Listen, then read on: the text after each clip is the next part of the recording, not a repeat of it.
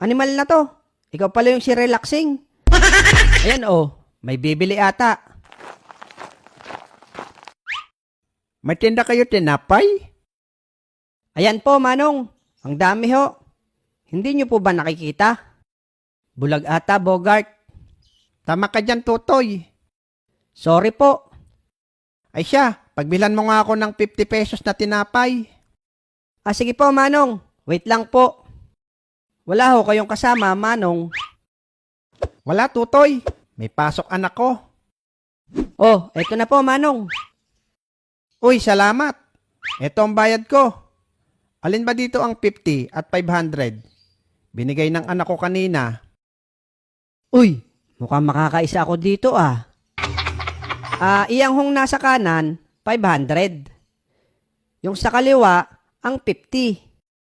Ah, sige. Ito ang 500. Suklian mo na lang ako ng 450. Kala mo makakaisa ka, Bogart ha?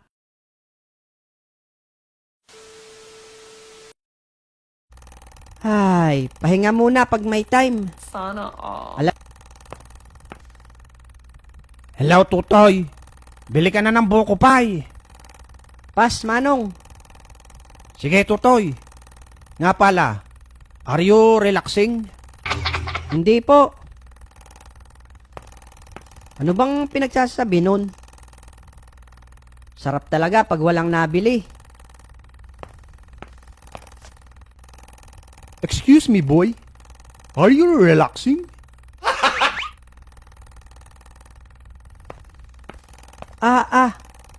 Isa pa yun.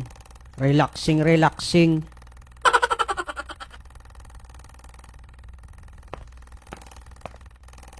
Anyong sa'yo.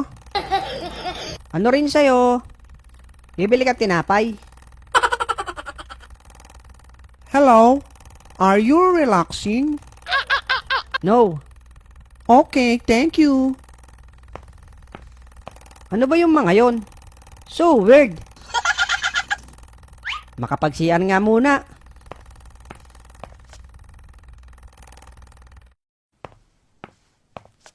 Kakaiba ang mga tao ngayon ah.